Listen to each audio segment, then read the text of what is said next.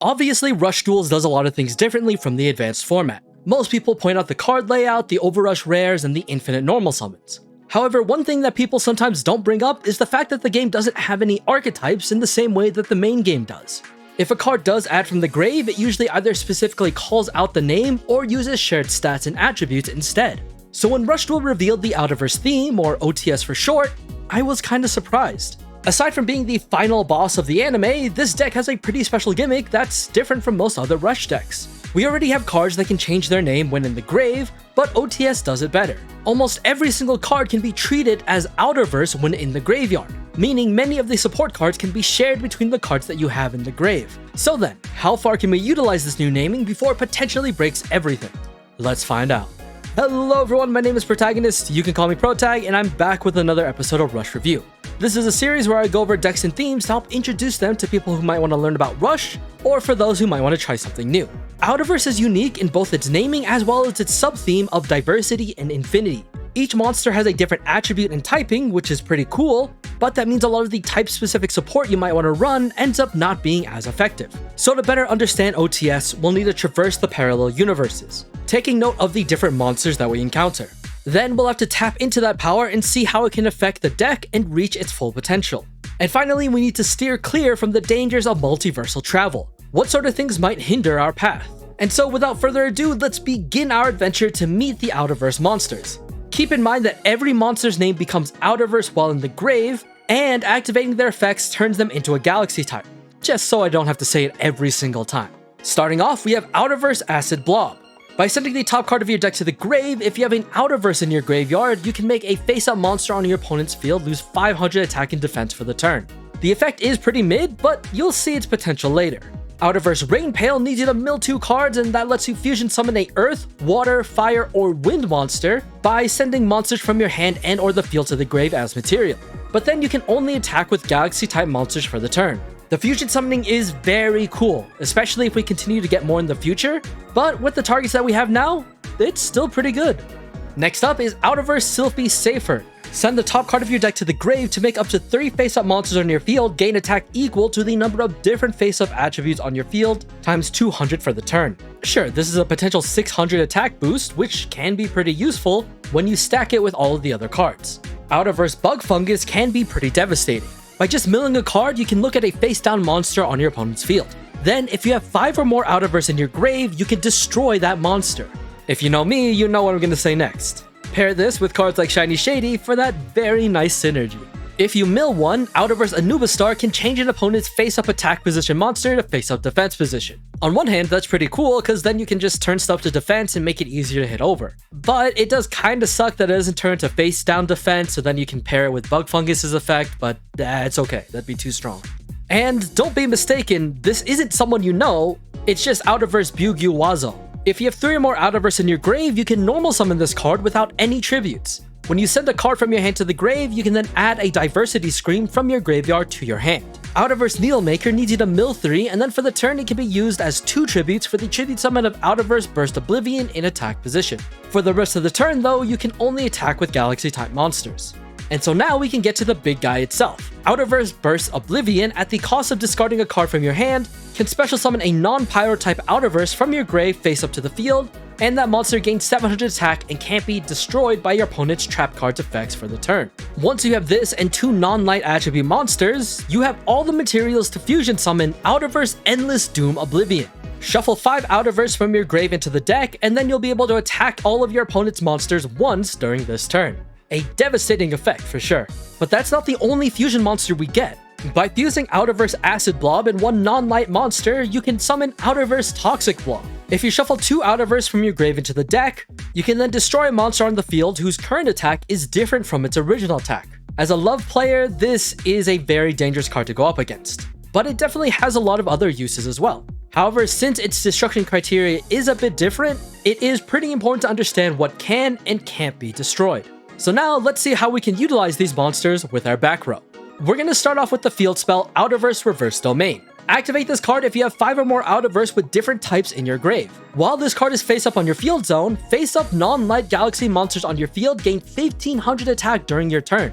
But that's not all. On your opponent's turn, if you have face-up monsters with 3 different types on your board, your monsters can't be destroyed by card effects. This is such a strong card, it makes sense that the requirements are so high. This can easily end games if you're not prepared, and even if you can't, the protection makes it harder for your opponent to clear the board, but don't worry, it's definitely not impossible. Another tool that they have for the deck is OUTERVERSE Flare Flux. If you have an OUTERVERSE in your grave, send a card from your hand to the graveyard. Then you can add an OUTERVERSE from your grave to your hand. If you add a level 7 Pyro-type monster by this effect, you get to draw a card.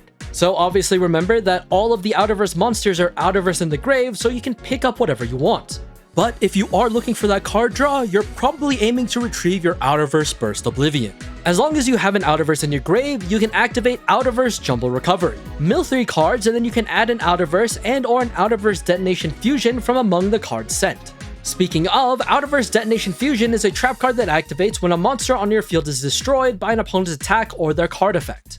Then you can add 2 to 3 OUTERVERSE from your grave to the hand, and you can then fusion summon an earth, water, fire, or wind monster in face-up attack position by shuffling monsters from your hand into the deck as material. Yeah, from the hand, so it's actually possible to fusion summon your OUTERVERSE Endless Doom Oblivion off just this one card. Kinda wild, right? And then here's one of my favorite traps for the deck, OUTERVERSE Diversity Scream. When an opponent's monster declares an attack while you have an OUTERVERSE in your grave, you can activate this card and the attacking monster loses 1000 attack for the turn. Then, if you have 2 or more different attributes face up on the field, you can make all of your opponent's face up monsters lose 2000 attack for the turn. This, along with the Reverse Domain field spell, can make it super hard for your opponents to remove your monsters. It's a nice little combo that you'll want to use when you can.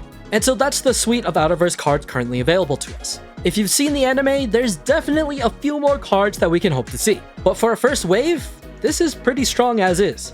When looking at supporting cards, since the OTS monsters do turn into Galaxy type, it does kind of make more sense to focus support in that direction. However, in regards to overall strategy, you can go a more pure OTS deck where you rely on things like Reverse Domain and Diversity Scream to break through your opponents. But you could also go a more fusion-based route with some of the other Galaxy themes that we have in Rush for different ways to win. You definitely want to try and cheat out your Burst Oblivion since it's the main card you're going to want to see in the field to make your Endless Doom. I've seen people suggest Kuribot and Bikuribot as ways to achieve that, and yeah, it makes sense. Kuribot is a classic tool for tribute-based decks, and Bikuribot is a contact fusion monster that lets you bring out level 7s faster. Sunset Rebirth is a card I feel like fell off a bit before coming back into relevance as we got more rituals introduced. You can use this card to bring back and summon your Burst Oblivion, or if it's later in the game, even your Endless Doom Oblivion. It does suck that it has to be face down, but the numbers are pretty big, so it might be able to survive until your next turn. Another potential target would be Wicked Shadow Dark Lurker. This is another card that still finds use even now. Send the top card of the deck to the grave and then you can destroy an opponent's spell trap card and burn them for 1000 life points. However, once you're done, you need to return this card to the hand. That's honestly not too bad when some of the OTS cards need to discard to activate, which means it's a very valuable card to have. Going back on the idea of running Galaxy and Galaxy support, you can run things like Universal Storm, which lets you destroy a back row card if you have a Galaxy monster on your field, and if you're running that, you could potentially run Voidvelg Universe Stella as well. Shuffle 3 Dark Galaxy monsters from your grave to the deck. Then you can send this card from your field to the grave to destroy an opponent's spell trap card. If you do, you can add back a Universe Storm from the grave to your hand. But you might be worried that you might not have enough Dark Galaxy monsters. To solve that, add cards like Denticle the Parasitic Extraterrestrial to do some burn damage and mill some cards in the deck, which could potentially be your OTS monsters. But I've also seen people run the Dark Matter cards, Voidvelg, or even Savage Road stuff when you want to lean more into the fusions. And since we are running a fusion deck, Elemental Hero Prisma is your ideal legend monster. Being able to use itself as material for any fusion summon means that you have more chances to make your Endless Doom Oblivion, or whatever monster you want to make. For example, one of them is Alchemicalized Orb. If you send the top card of your deck to the grave, you can choose a face-up monster on your field and give it Piercing. Then you can place an opponent's spell trap card on the top of their deck. Imagine being able to do this with an Endless Doom Oblivion and just ramming into defense position monsters. That's honestly the dream. But it is important to remind you that if you do use Rainpale to fusion summon any of these non-Galaxy monsters, they will not be able to attack the turn that they're summoned since Rainpale locks you into Galaxy for the turn. But I found an interesting deck online that is mainly the chemicalized monsters with the maximum and also has some OTS monsters mixed in to be able to make things like Endless Doom Oblivion and Toxic Blob. Since this is more of a chemicalized than OTS, I won't talk about it too much here. but it's cool to see that OTS's multiple typings can find use in other decks as well. With all of that in mind, here's the deck that I'm going to be using today. This is definitely a more pure OTS strategy compared to some. I have some Justiciars for my back row removal, and if my graveyard is too full, I can at least send some cards back to not lose my deck out. But that's never happened to me. Nope, never. I of course also have some Shiny Shady in here as well, but other than that, we've talked about all the other cards. So let's just jump into some duels. Our first match is going to be against Zera with the new Ritual Monsters. On the first turn, they summon Wicked Dragon to mill some cards and then summon the new Red Eyes Pluto Wyvern. They then use Zera Advent to make Zera the Evil Fiend and sent one pass. On my turn, I summon Needlemaker to mill 3 and then activate Jumbo Recovery and manage to get both a Rain Pail and a Detonation Fusion. I also tribute set the Yugioh just for some added defense. My opponent activates Research and gets Advent back. They then activate Crossroads of Zera to make Mazera Devil of the Den. They then activate Calling Dark Meteor to remove my Detonation Fusion, which does kind of suck. They then use Advent again using the Evil Fiend to make another Evil Fiend so that they can use Lichi's full effect, returning that Zera and getting another Advent. They then activate Mazera's effect, returning a monster and gaining attack while discarding the rest of my hand. I hold my trap as Evil Fiend destroys a set card, but then activate it when Mazera attacks to reduce the damage. Feeling a little desperate, I jest to remove the Evil Fiend and hope I draw something good. But no dice as I set the Yugioh and set back the Diversity Scream and then activate the Flare Flux I sent earlier. This allowed me to get a second Yugioh and we just destroy the Lichi and nothing else. Honestly, it was looking bad. On their turn, they activate Lenore, discarding the Yami Makai and drawing 1 to then activate Advent to get the Evil Fiend back. They then activate Pluto Wyvern and decrease my monster's attack while getting a Calling Dark Meteor back, which they then immediately use to remove my Diversity Scream. They then activate Mazera's effect again and start swinging, clearing everything. But this is a rush duel and there's always chance for a comeback. I Jumbo Recovery and get an Anubis Star, but that doesn't really matter. I Needlemaker to be able to cheat out my Burst Oblivion, and I use its effect to bring Rain Pail back to use her effect to fusion summon my Endless Doom Oblivion. I use the effect to be able to attack 3 monsters, and all of a sudden, their board is wiped. My opponent tries to recover by making a second Mazera and sending 2 cards, but they just don't have the power to hit over my boss. On my turn, I Bug Fungus to remove one of their face downs, and I Rain Pail again to make a second Endless Doom Oblivion, which might have been a mistake to be honest. But hey, it looked cool, so it's fine. I activate only one of them, and then I throw in the Yugioh to at least have some damage. I attack with what I can, and leave them at 300 life points. They try and Lichi for something good, and it does pick up a Research to get Ritual spells back, which they actually do twice, and manage to get an Evil Fiend, bring back a normal to get the Wanderer out, and then use Crossroads to make Zerato, which can't even use its effect to remove my monsters. They probably just gave up as they attack into my Yugioh and I Diversity Scream them to 0, and they lose.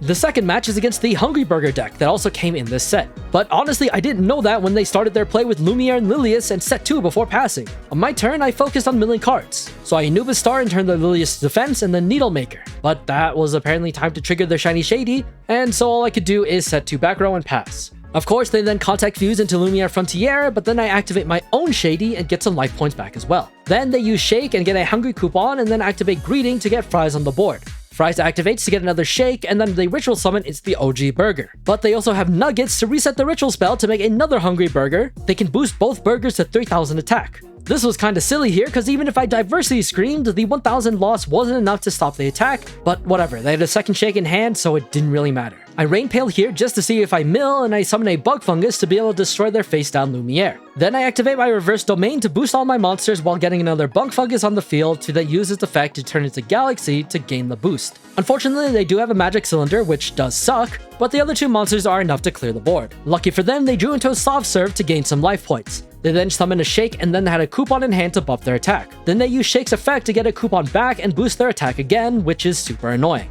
In battle phase, they go for the Bug Fungus, and afterwards I'm able to activate my Detonation Fusion to actually make a Toxic Block, which was enough of a threat for it to be targeted for an attack instead. On my turn, I draw pretty well. I use Prisma and turn into Doom Oblivion and use Rain Pail to fusion summon the Endless Doom Oblivion. I bring out my Rain Pail just to turn into a Galaxy type and activate Endless Doom Oblivion to turn into a Galaxy again for the buff. Finally, I use Justiciar to destroy their face down, which was just another Shady, and now things are just basically over. I attack with my big guy and finish it up with Rain Pail. So OTS can be strong. I like tying in the main source of the power through the field spell and not just through monsters, because it's pretty easy to summon an Endless Doom Oblivion turn 1. I might add a second field spell in the deck in case I mill one and lose it, but as you saw, it's not necessary to have in order to win. 3500 attack is very hard to hit over if you don't have removal in hand. I think the hardest part of the deck is just getting to the point where you can start activating the strong effects like Bug Fungus and Reverse Domain. But thankfully you do mill a lot in this deck, so it's not all bad. Anyway, that's it for today's episode of Rush Review for the Outverse cards. If you liked the video, please like it and comment below your thoughts on the deck. If you haven't already, please subscribe to the channel. We're super close to 2K and I do want to hit that before the end of the year. With all that being said, this is Protagonist signing off for today, and I'll see you all next time. Peace.